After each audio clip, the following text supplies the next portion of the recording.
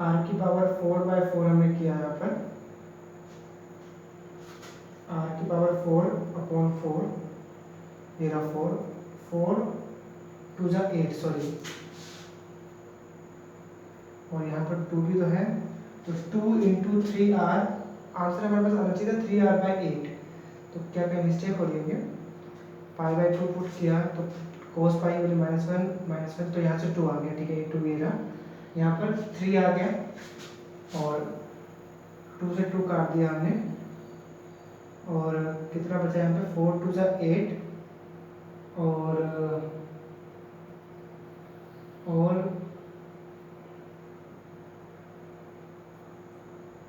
3/2 आ गया यहाँ पर, और इंटू 2 पाई r³ 1/2, और sin 2 थीटा का, अच्छा एक चीज़ और देखिए, यहाँ पर जो sin 2 थीटा का हमने जब किया इंटीग्रेशन तो cos 2 थीटा आया, डिवाइड बाय 2 भी से भी डिवाइड करेंगे यहाँ पे हम लोग, तो डिवाइड बाय 2 भी आएगा, तो यहाँ पे आ जाएगा, यहाँ पे आ जाएगा 8 2 16, तो यहाँ पे आ जाएगा 8, तो 3r/8 इसका आंसर हो जाएगा, ठीक है। सो ये हो गया सॉलिड हेमिस्फीयर का सेंटर ऑफ मास की पोजीशन। अब नेक्स्ट हम फाइंड करते हैं सॉलिड कोन की सेंटर ऑफ मास की पोजीशन, तो हम रब करते हैं इसको। आई होप आपको समझ में आया होगा। यहाँ पे हमने sin 2 थीटा का हमने जब इंटीग्रेशन किया तो -cos 2 थीटा आया, और फिर इसका जब हम करेंगे इसको सॉल्व करेंगे तो कितना आएगा, डिवाइड बाय 2 आ जाएगा, और इसका हम लोग डिफरेंशिएट करेंगे तो डिवाइड बाय 2 आएगा, ठीक है। तो रब कर लेते हैं इसको हम लोग। अब हम बात कर लेते हैं सॉलिड कोन की। ऐसा अभी तक हम लोगों ने स्फेरिकल पोलर यूज किया है, तो ऐसा करते हैं इस बार हम लोग यूज कर लेते हैं सिलेंड्रिकल। तो थोड़ा सा इसमें रिवाइज हो जाएगा कि सिलेंड्रिकल के कौन कौन से टर्म्स होते हैं। तो सिलेंड्रिकल में अगर हम देखें तो सिलेंड्रिकल कोऑर्डिनेट सिस्टम में x, y और z तीन टर्म्स उसमें यूज होती है। एक तो हम लोग रो यूज करते हैं, एक फाई यूज करते हैं और एक z यूज करते हैं। ये मान लो कोई पॉइंट है P, तो ये जो लाइन होती है R होती है, फिर यहाँ से जब लाइन की सतह होती है रो, और इसी का हम करते हैं प्रोजेक्शन, तो यहाँ पे हम यूज करते हैं फाई, ठीक है। क्योंकि हम लोग यहाँ पे सिलेंड्रिकल पोलर कोऑर्डिनेट यूज करेंगे, तो यहाँ पे इनकी टर्म्स जो है हम लोग ऊपर देख लेते हैं। जिसकी x की वैल्यू होती है यहाँ पे r नहीं रो कोस फाई, और y की वैल्यू होती है रो साइन फाई, और z z रहता है। इसी के साथ अगर हम वॉल्यूम की बात करें तो वॉल्यूम होता है हमारे पास रो डी फाई और डी जेड। इसको आप लोग देख लीजिए, ये टर्म्स है सिलेंड्रिकल पोलर कोऑर्डिनेट की। इन टर्म्स को हम यूज करेंगे to find the position of centre of mass of solid cone, ठीक है। चलो देखते हैं इसको।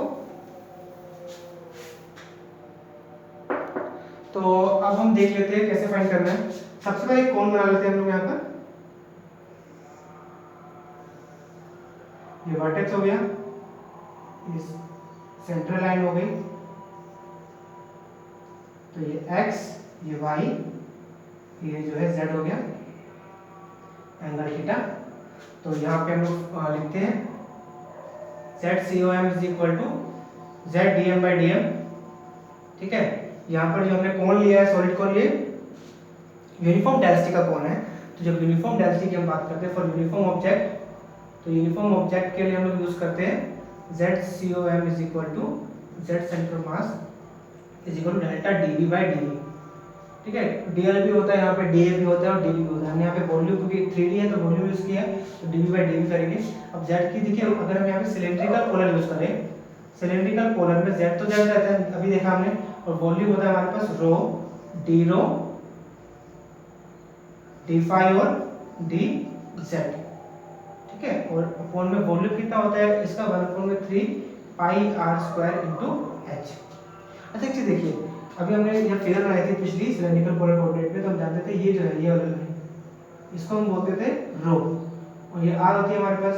देखिए अगर हम यहाँ पे एक लिमिट लगानी है यहाँ पर, तो लिमिट के लिए हम क्या करेंगे, z dz लिखेंगे सबसे पहले, z dz रो डी रो और डी फाई। देखिए डी फाई की लिमिट सब जानते हैं 0 से 2 पाई होती है।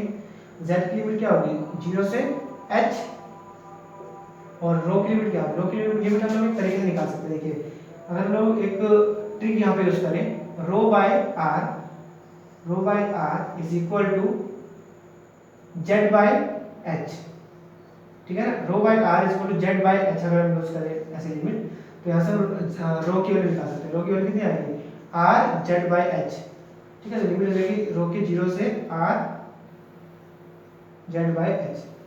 मतलब हमने यहाँ पे रो को जो है जेड पर डिपेंडेंट कर दिया, क्योंकि देखिए जेड जब से सोल्व करेंगे जेड आएगा यहाँ पे, और जेड से जेड हम इसको इंटीग्रेट कर सकते हैं इजीली। तो और इसको हम लोग ऊपर रिवर्स कर देते तो आएगा 3 pi R square into H, 3 pi R square into H.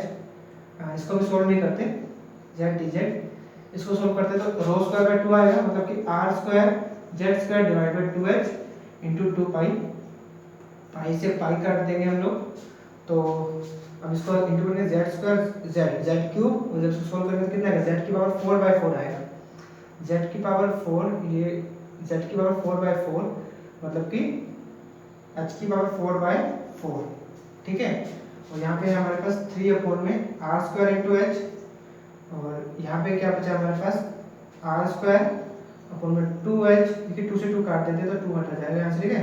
H से ऐसे काट देते, एक ऐसे एक एच कटेगा, मतलब एच स्क्वायर से एच स्क्वायर कट गया तो यहाँ पे एक एच स्क्वायर बचेगा, और इसके बाद आर स्क्वायर से आर स्क्वायर कट रहा है,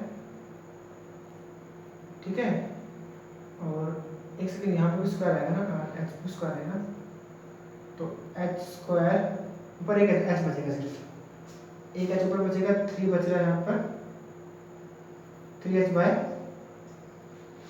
this is the centre of mass of A solid cone, ठीक है। देखिए ये सेंटर ऑफ मास हमने फाइंड किया है वर्टेक्स से, वर्टेक्स से मतलब 3h/4 मान लीजिए इतना है।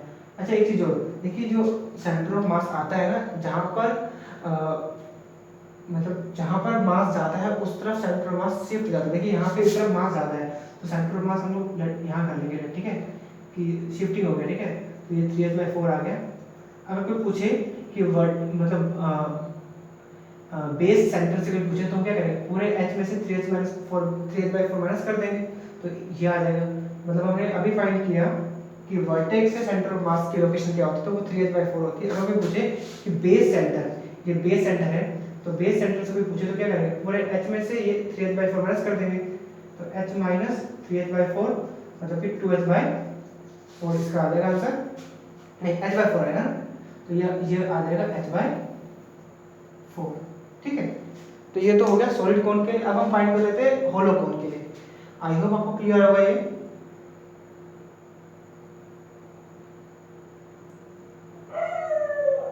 देखिए जैम हो गया, जेएनयू हो गया, टीआईएफआर हो गया, जस्ट हो गया, इसमें तो ये डायरेक्शन कभी भी नहीं पूछेंगे आपसे। लेकिन हाँ आईआईटी मंडी का जो पेपर है या फिर जितने भी सेंट्रल यूनिवर्सिटीज़ के पेपर होते हैं उसमें ये पूछ सकते हैं, ठीक है। जब आईआईटी मंडी का अगर आप पेपर दोगे, ठीक है, वो जैम से अलग होता है, तो उसमें ये डायरेक्शन पूछ सकते हैं, क्योंकि वो पेपर जो है वो सब्जेक्टिव होते हैं, ठीक है। ये पता होना चाहिए आपको, इसलिए ये आपको आना चाहिए, और ये टॉपिक आपको वैसे भी आना ही चाहिए, ठीक है। ये मतलब बिल्कुल मैकेनिक्स का बिल्कुल ही बेसिक टॉपिक है। सो आगे देख लेते हैं हम लोग, derive the centre of mass of hollow cone. ठीक है, अभी मैंने यहाँ पर सिलेंड्रिकल इसलिए करवाया था कि सिलेंड्रिकल से भी आप थोड़ा सा मतलब कि रूबरू हो जाओ। सो आगे देख लेते हैं हम लोग होलो कोन के बारे में। तो होलो कोन एक बार बना देते हैं हम लोग यहाँ पर, मतलब अंदर इसमें कुछ नहीं, जैसे कि आइसक्रीम की कोन होती है ना, वैसे ही अंदर से मतलब आइसक्रीम नहीं डाली इसमें हमने, ठीक है। तो ये खोखली है अंदर से, इट्स अ होलो,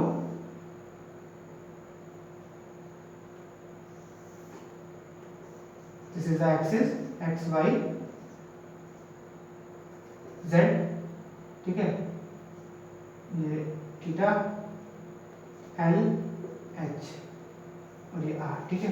तो इसमें हम लोग फिर से जो है स्पेरिकल यूज कर लेते हैं, स्पेरिकल पोलर। तो वही Z D M by D M अभी तक हम यूज करते आए हैं। तो जेड सी ओ एम, जब हम जानते हैं जब यूनिफॉर्म ऑब्जेक्ट हो तो यूनिफॉर्म ऑब्जेक्ट के लिए हम यूज़ करते हैं ZdA/d, क्योंकि यहाँ पे एरिया यूज़ करेंगे क्योंकि अंदर तो कुछ फिल नहीं है। जब कोई अंदर मैटर कंटेन नहीं है तो हम वहाँ पे वॉल्यूम यूज़ नहीं कर सकते, हम वहाँ पे एरिया यूज़ करेंगे, कितना एरिया फिल किया इसने। और z की जगह हम जानते हैं क्या होता है स्पेरिकल में हम x की जगह यूज़ करते हैं, y की जगह z की जगह यूज़ करते हैं r cos थीटा, ठीक है। और एरिया कितना होता है, देखिए इसमें कांस्टेंट क्या होगा, इसमें जो है थीटा कांस्टेंट होगा ना, ठीक है, क्योंकि फाई चेंज हो रहा है इस तरीके से, ठीक है, फाई चेंज हो रहा है इस तरीके से। और तो जब फाई कांस्टेंट हो तब एरिया कितना होता है, जब फाई कांस्टेंट हो तो r थीटा फाई। तो आप इसमें देख सकते हैं सबसे फर्स्ट जो वीडियो है हमारी, जब हमने ये यूज़ किए हुए सब सेंटर ऑफ मास की जो हम लोगों ने डायरेक्शन यूज़ करी थी, वहाँ पे हम लोगों ने स्फेरिकल पोलर कोऑर्डिनेट को पूरा डिस्कस किया है। जब फाई कांस्टेंट हो तो हम लोग लास्ट यूज़ करेंगे r थीटा फाई होता है ना, तो फाई है तो यहाँ पे आ जाएगा dr d थीटा और square sine theta r sine theta और r, तो यहाँ ले लेंगे हम r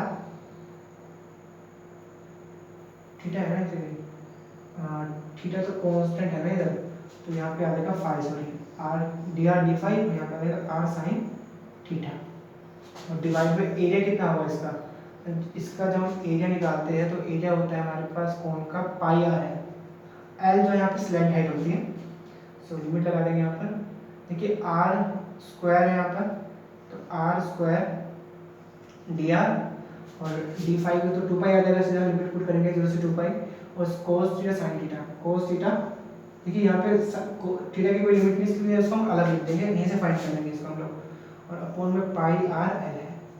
तो देखिए कोस थीटा कितना आएगा, एंगल ये है थीटा, तो ये आर, ये हो गया परपेंडिकुलर, ये हो गया हाइपोटेनस, ये हो गया बेस, तो कोस में होता है बी अपॉन एच, तो बेस हो गया यहाँ पर एल, तो एल और हाइपोटेनस हो गया यहाँ पे ऐसे, बेस यहाँ पे एच होगा, सॉरी ना, एच अपॉन में एल, और साइन का कितना होगा आर अपॉन में एल, आर अपॉन में एल, और 2 पाई का 2 पाई, और इसको सोल्व करेंगे तो आर क्यूब बाई 3 आ जाएगा, मतलब कैपिटल आर क्यूब बाई 3, जब लिमिट पुट करेंगे स्मॉल 0 से कैपिटल आर, और नीचे है पाई आर और एल, पाई से पाई कट, आर से आर कट, और एल नीचे कितना है,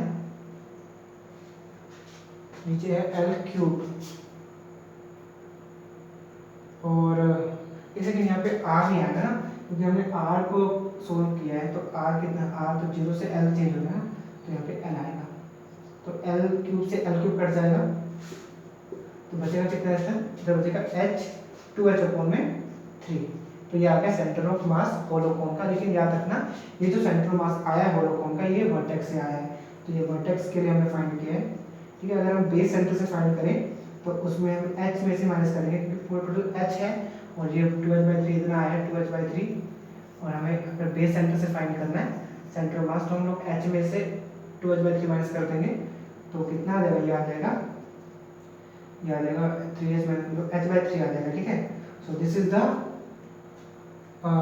position of center of mass of hollow cone from vertex from base center. So thanks for watching.